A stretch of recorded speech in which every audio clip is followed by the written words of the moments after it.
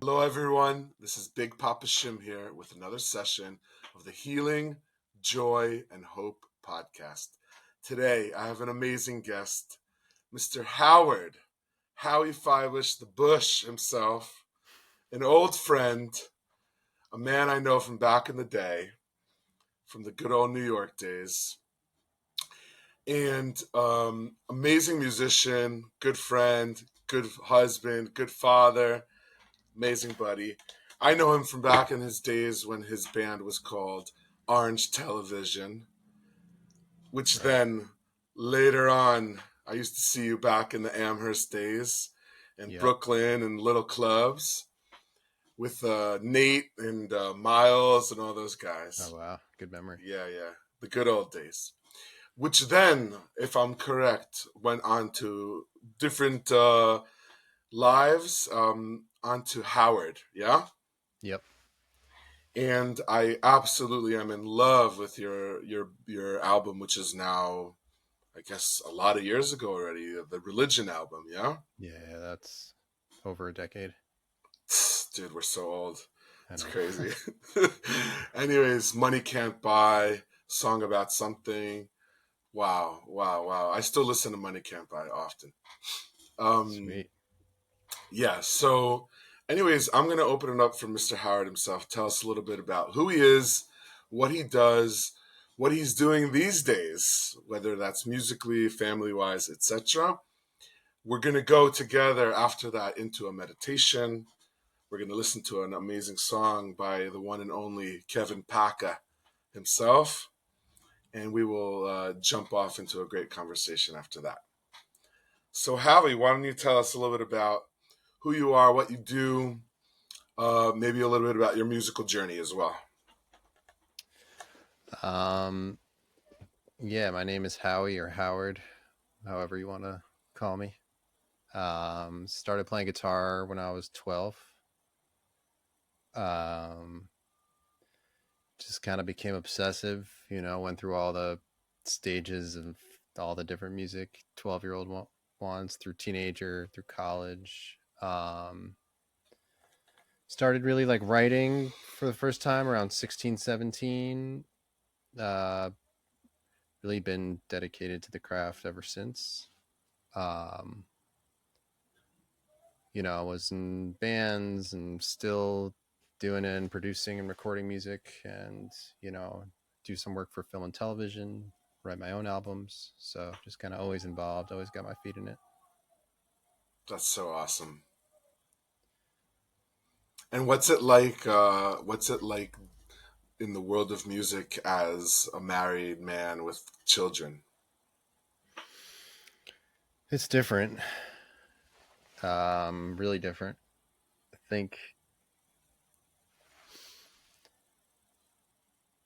I think you have to be on some level, or you don't have to be, but I think it's easy to be very selfish. Not easy. I mean, it's sacrificing, like I just met this guy yesterday. He gives guitar lessons. Um, Older New York guy has been giving lessons in the area forever.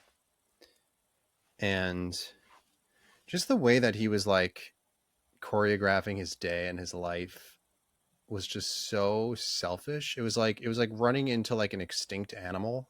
Like it was just like a level of selfishness that I so appreciated, like a true artist really needs to just like be in their habitat. Um, and I think I'm so empathetic and, you know, I'm always struggling with like how much to really sacrifice by being selfish from my family and, trying to find that right balance. But it's hard. I mean, when you're just a single guy or you don't have kids, you can just kind of like live in your feelings all the time, Hmm. be holding that guitar all the time. If an idea sparks you, you can go till 3 in the morning and wake up whenever you want. Um, so a lot more limitations, but at the same time, life gets richer, life expands, and you have more to write from, more to pull from. Gotta work quicker, which also kind of can bring a spark sometimes. Can't belabor Hmm. everything. Um, so yeah, it's different. I feel like the songs and the way I'm composing is very different now as well. Interesting. I guess that's also born just out of how you develop as a person over time. Yeah, You know, yeah, life for sure. experience and depth. Totally. Yeah, so I guess we'll find a way into that in the conversation part. Cool. Okay, so we're going to get into a little bit of a meditation. Do you have any experience with meditation, Howie? Yeah, like Okay. I do usually do it daily. Oh, wow. Awesome. Okay. Yeah. So I try and guide as if anyone who's going to be here with us is a total beginner, has no experience whatsoever. And we'll do about 5 minutes of like a guided meditation. And I don't decide before what it's going to be about. I try and really be in the moment together with you and just feel like what comes. Okay. Sounds good? Let's do it. Okay. How was that for you, Howard? It's good. I'm tired now, or maybe it's like waking up from a nap. I'll Yeah, the like get more snap, it alert. kind of like Yeah. snaps you out of it, you know? Yeah, man, I'm happy to do that. So, I mean, I don't think before, like, what's it going to be? I really try and be in the moment. And, like, what I was talking about is, I don't know if it already touches a little bit onto things, a little bit of what we spoke about, you know? Like, being an adult and a father or a parent or a spouse and trying to juggle, like, family, kids, a home, making a living, and then on top of that, being an artist, you know, and then having time for yourself, for your spouse, for togetherness, for, you know, it's just utterly fucking insane, you know? Yeah. And then to be able to like have those moments to be like, I'm doing enough, you know, I'm good, I'm okay. You know what I Yeah. mean? Instead of always feeling that like that race, you know, I should be more, I could be more, I wish I did, you know what I mean? Like Totally. I think it gets perpetually harder when you have a family. Yeah. It's nonstop. Yeah, it's like, yeah, and the dishes and the whatever, you know? Right. Right. Oh my God. So let's jump into this amazing song by Tame Impala, Kevin Parker. It's one of his older songs at this point. It's called The Moment. It's one of my absolute favorite songs by him. And just in general, I love this song. Let's throw on the jam. We can listen together. We can close our eyes. We can get into it, and then we could talk about the music a little bit, and then we can use it as like a jumping point. Cool. Sound good? Yep. Perfect. I'm gonna throw it on. One, two, three. Oh my God! So good. It's just as a producer, you kind of like. Do you hate him because he's so good?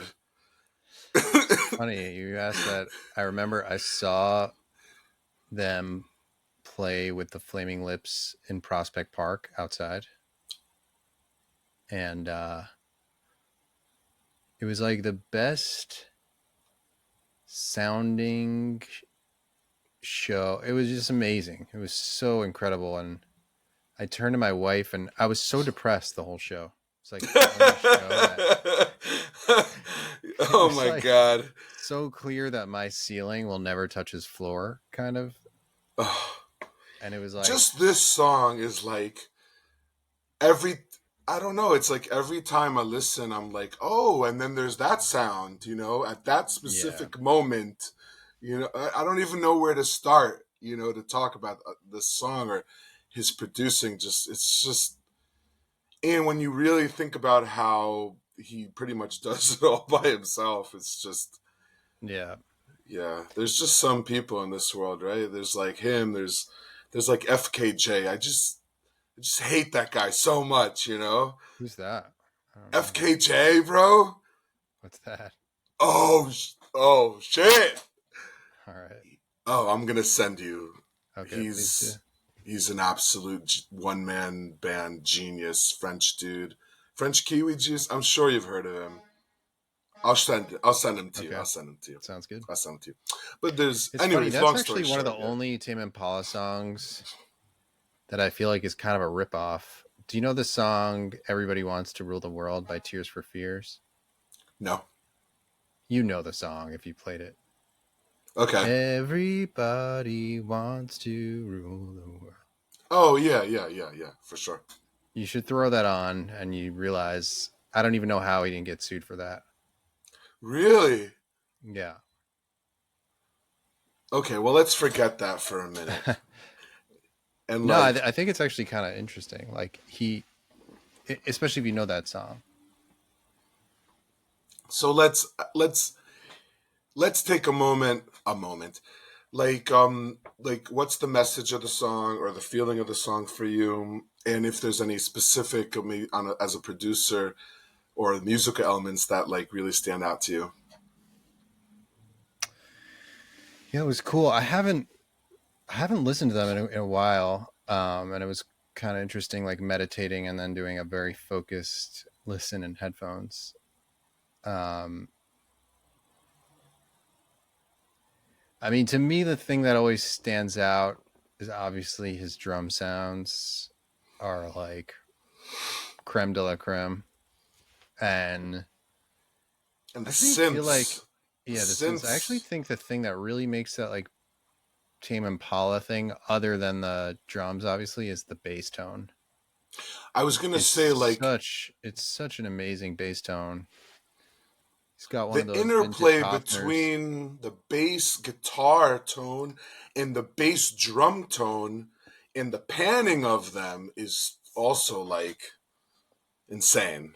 It's wild. Yeah, I mean, there's just so many layers to it. Like when I heard it now for the first time, like I heard these kind of like snap things that he was overdubbing along the top.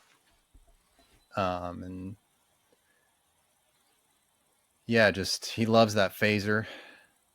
Yeah, yeah, yeah. I was actually talking to the sound guy at that show, I remember, and he's like, "Yeah, anytime I get bored, I just like turn this knob and like it just had a phaser on the whole mix." And it was just like, "Whoa, that's the Tame Impala sound." Like something was just like randomly playing in the speakers, and he like turned that on. And it made everything sound like Tame Like, Impala. yeah. That's funny. Are there specific with your producing for your music? Are there specific plugins or sounds that you're like, that's me, that's my sound? Probably not for the worst, maybe. Um, I mean, there's definitely things I gravitate towards. Um, I have I got a Prophet 6. It's like a synth. Um, wow, almost 9 years ago now, but I pretty much use it on everything. Um, it's just so warm, so rich. Um, I mean, even that, it's such an expansive instrument. It's like hard to pin down one sound. Um, Trying to think if there's anything.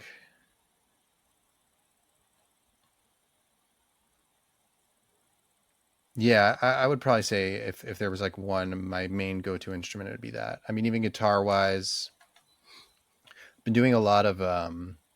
I put a mute in the acoustic guitar, like just like a piece of foam under the bridge. Mm. Um, So it's less bright.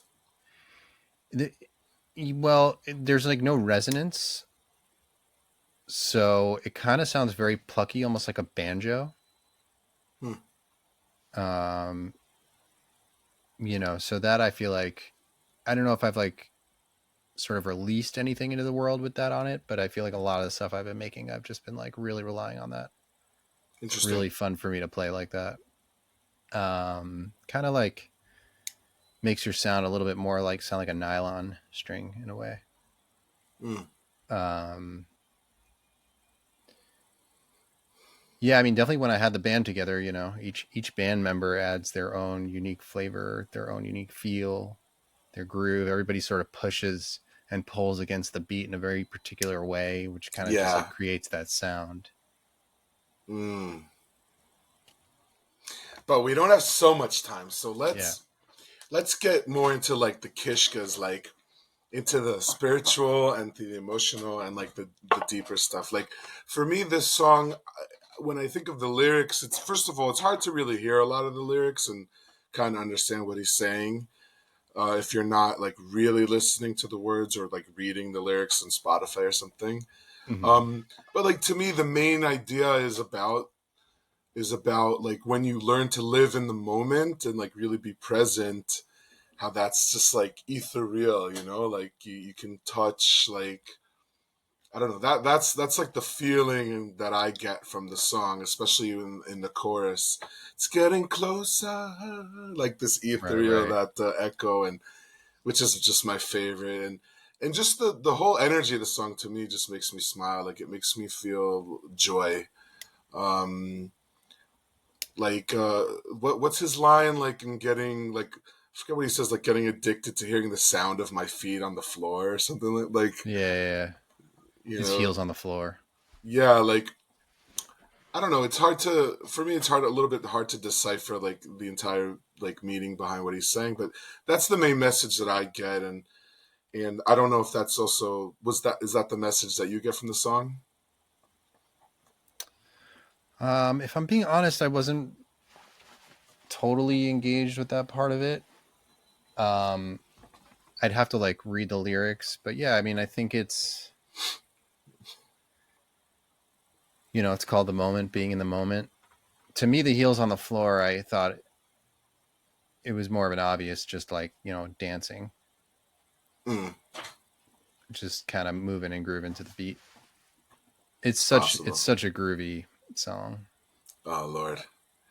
Um, But let's take that as a topic. Like I'm really curious for you, like again going back, like what as like in life, you know, as a partner, as a dad, as a musician, as someone who has to make a living, have a home, life, we know what life is.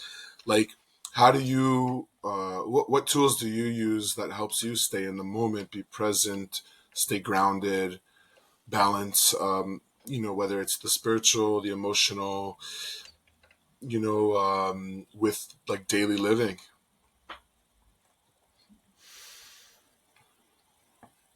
I try and do some morning meditation. Try, stay as engaged as possible with my body. Um, Like mindfulness. Mindfulness, core exercises, Mm, you know, just things that sort of make the basic baseline chemistry, a little bit easier to deal with. Um, for me, it's very important to go to a separate space from my home. It's kind of like no matter how loud the volume is over there, either pure sound wise or spiritually, just kind of going somewhere quiet. Um, Yeah, I mean it's really like it's like a joy for me, so it's not so hard to, sometimes even if I'm stuck, I'll just, it's nice to listen to a good record on good speakers, do some active listening. mm, Um but I can't say I have like a exact routine of how I sort of put myself in like a spiritual place, hmm which maybe I should, maybe it would flow more. Do you are there times when you perform that you feel connected to something deeper, or is that something that's even important to you? Definitely. I mean, I haven't been doing a ton of performing, especially since like COVID and lost a lot of momentum on that side of things. Um, we played this gig a while ago now, and it was this really cool festival. And I was talking to someone who was there before the show, and he had seen us before. He was a fan, and he was like, "We just want to see you be you, like just unlocking you." And I just really kind of went into that, and like ever since when I play live, I'm at the point I've been playing for 25, 30 years. It's like Oh my you god. can let go of whatever technical deficiencies you think you might have. It's like your 95% is still going to be great technically speaking if you've put in the work. And Yeah. so it's like I'd rather be at 90, 95% on a technical level and fully synced up in my brain and my body with the crowd than, constantly be thinking about all my pedal switching and, you know, the set list and where it's going next. And, Yeah. if you're like you're a new member of a new band and you got a lot to remember, it's one thing. But like people aren't there to like see you do a really good audition for your band. You know, Yeah. They want to connect to the they want to connect experience. to the experience exactly. Yeah. And Yeah. and I feel like that really profoundly changed the way that I perform. You Like know, like it's that like, that idea that that guy said to you. yeah, I still think about that all the time. And it's like I feel like with practicing, especially when you're like playing new material or material you haven't played that much, it's like, yeah, practice is like a very different thing. It's like it should be boot camp so that when you're performing, you don't have to practice. As Mm, much muscle memory, as much as you can drill everything into muscle memory, that's really where performing is. wow. Wow. Sometimes when I'm practicing, there'll be like a transition or whatever that isn't flowing so naturally. I'll just like hammer. A lot of people I think make the mistake when they're rehearsing, like they make a mistake in the song and then like start again and try and play the whole song through. It's like sometimes I'll just like identify, those little choke points and like where I'm getting stuck and just like literally beat it with a hammer till it's ready. And then it's like if you're performing and you make that mistake, it's fine. Yeah. But Nobody in but the crowd is gonna right, but it's notice. just like Like, it's yeah. losing the fear of making a mistake, I think is really important. Yeah. Like at this point in your career as a musician, like do you feel that I don't know if you perform or when you're in the studio, do you feel like you're getting still caught up with like that anxious element or do you feel like you're much more in the moment at this point? I still get anxious. I'm doing a job now for somebody else that's quite involved, and I want to perform well and do a good job. And it's actually been the first time in a while like I've had that anxious feeling, and it's nice. I think it drives you. It can make you do your best work. Hmm. I don't think you always have to create music out of this like zen meditative space. Like part of the journey is the work. It's not always feeling amazing when you're doing it. Right. Right. It's not being a musician is not heroin, Right, exactly. which over time also has its problems. But yeah. Yeah. Yeah. Yeah, man. And does music like would you say that music is something that's spiritual for you? Like it connects to something, whatever spirituality means for you. Everyone identifies with that in a different way. But Yeah, I mean, I feel like music, you know, at a certain point just was religion for me. hence the album name, right? Hence the album name. You know, I remember the first time I ever played with other people, and just like that feeling of being part of something bigger than you are, Mm, when that the overall sound of that band is just like so much bigger than anything you've ever experienced or been a part of. wow. And we weren't even good. We were like middle school. Yeah, a bunch of guys in like Yeah. Leon's basement or something. Yeah. So I didn't go to his school, but yeah, it was a similar kind of thing. You know what I'm saying, Uh, yeah. Yeah. but and then even just like from a religion perspective, like you have the community, right, where you can talk to people on a level or with a language that other people just like won't understand. You know, you can listen to a Tim Impala song together and at least sort of experience a similar thing. Yeah, it's interesting. Like I know for me, like growing up, like if I was gonna go to like synagogue or something, as a Jewish kid, going to like temple, synagogue, whatever, um, like if there was singing and music, like I'm there, like I'm in. But Mm-hmm. like if there was no singing and it was like a place where it was just a bunch of old dudes, like reading out of books, like I couldn't connect to that. Hmm. Like that's me. Yeah. I'm still like that today. For me, it's not only an element of music. Like at least for me, music represents so much beyond just the music part. It's like you said, it's connection, it's feeling, it's color, it's movement, it's vibration. Yeah. It's just like yeah, yeah. It's just everything. Like it's really crazy. Also, I think I have a decent memory in general, but when it comes to music, like I can remember, every note on a song. It's Right.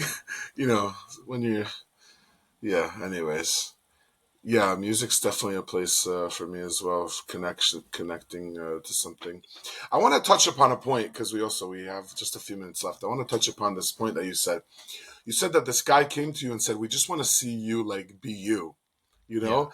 And actually, I want to like lean into that in our conversation as well. Like, I truly believe that society has been telling us this for ages, but like society tells us, especially American culture, fame, like being seen is what has value, being recognized is what has value, and whoever's like doing it the best has the most like value, gets the most money or whatever, gets Mm-hmm. the most sex or something, you know what I mean, like recognition. And like and it sort of teaches us to not be connected to us and like remember that what actually has value and what actually has the deepest even fulfillment or satisfaction is when I'm being the full me, you know? Hmm. If I'm being the full me in this moment, then I believe then something is channeling through me. Even if it's just for my own pleasure, you know? Right. Right. Like as a musician, I'm sure you can relate to the fact that there's moments when you're by yourself, you know no one, you're just sitting on the guitar, you're just making, and no one's ever going to hear this, and you're literally by yourself, and it could be the deepest, most beautiful moment. Hmm.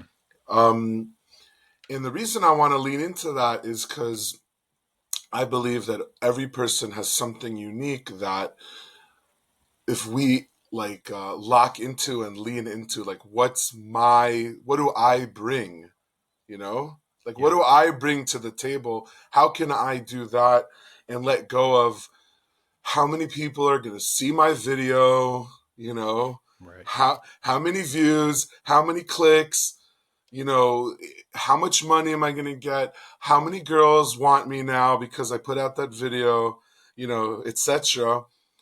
Which is hard to do. I mean, it's hard to detach from that stuff, but I believe like when we are in that moment,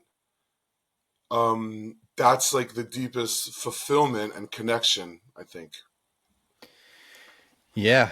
I mean, I think you can like kind of get far if you're trying to like master the craft of being an artist in all those ways. You know, you figure out your look, you figure out your social media, your music videos, whatever it may be.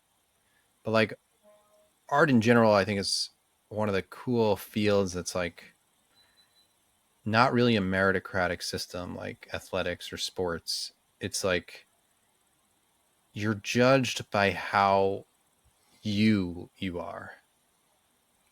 You know, the people that, you know, we still listen to and we remember weren't trying to really be anyone else. I mean, maybe they ripped off their heroes, but like, you know, we love Bob Dylan because of his limitations and all he could be was Bob Dylan. You know, it's the same with John Lennon. He's not like a Yo-Yo Ma level guitar player or singer. It's just like you felt so connected to their spirit because like their spirit was just like on fire. It's insane. The Beatles, I think George Harrison, like there was an interview with him where he said something like, "None of us were great musicians. I don't really understand why everyone was into us." And like I'm like, "What the fuck, George? How can you say that?" You know? I'm like so Yeah. angry at him for saying that, you know? But like you can't really explain why like you can't really explain what's the Beatles except for it's just something, you know? Yeah. I mean, I have a lot of explanations, but maybe we could go So on do another I, day. but you know what I'm Yeah. saying. Yeah, so do I. Like I could sit here for days and talk about Paul McCartney and all of them, and but I mean, still, if you saw any of the like the Get Back footage, of course, it's like, you know, they were just these like really deeply connected kids who clearly had like a really good gift, who clearly worked really really hard at that gift.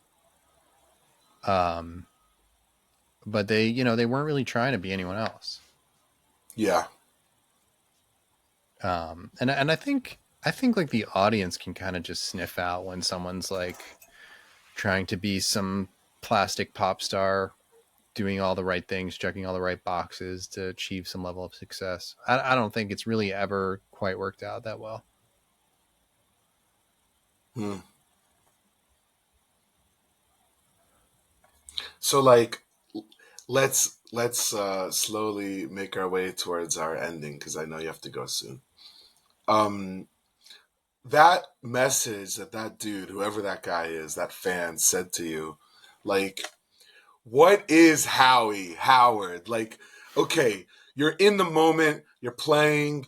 Like what was he talking about? Was it something to do with the singing, the feeling, the energy of the music, the message? Like what is Howie like put in a bottle like that dude was talking about?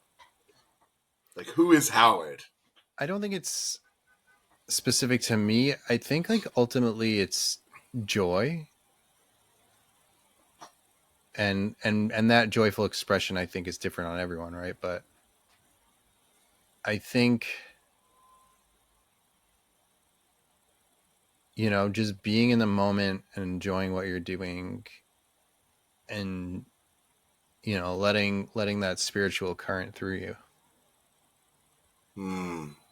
you know, trying to go from like the conscious mind to the unconscious as best as you can. You know, that's why I think muscle memory is so important for performance, because, you know, you're not thinking like, oh, I got to move this finger here and then this Yeah. finger here. It's Yeah. just like flow, right? The You more want to you, be you want to be in the flow. and you have, I think you have to work at activating that flow state. Yeah, for sure. You know, it's not something like people just have or they don't. I mean, you know, some people have it more than others, obviously, but I think the more preparation you do, you know, you're setting yourself up to have easier access. One last question. Sure. How do you access your flow state in your family life? Oof.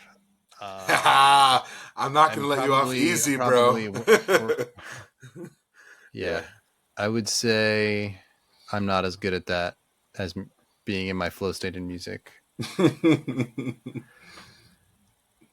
Uh, yeah. I mean, I don't know if I'm any like the the father to model yourself after, you know. So I just, but always, I always notice when I hold my tongue, I'm always happy I did.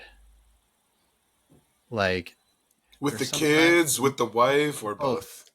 Mm. Like there's just times I have a 4 year old and a 1 year old. It's just kind Oh, of that's tough. all of my life is so chaotic when I'm home and Yeah. loud and like full of every annoying sound you could want to hear.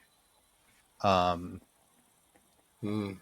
but like you know those moments where they're like going to bed and finally just fell asleep and you're just like, wow, this thing is now like almost the entire length of the bed.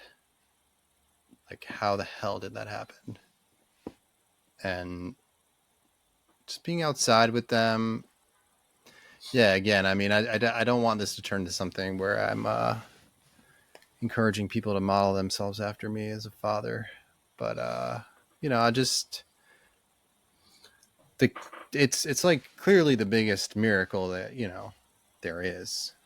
Just like obviously birth and watching them develop and grow up and develop their brains and learn new things and skills and even things we take for granted like eating with a fork. It's like when they do it, it's like holy shit, they just ate a bite with a fork. Yeah, yeah, yeah. So it's like, so when we're talking about the flow state, it's like being able to like sort of be in the moment when you're in those moments with your children and watching them grow to sort of like almost like be an observer and to Yeah, like and to notice like wow, like I'm a father, these are my kids, look how they're growing, look at these moments, like yeah.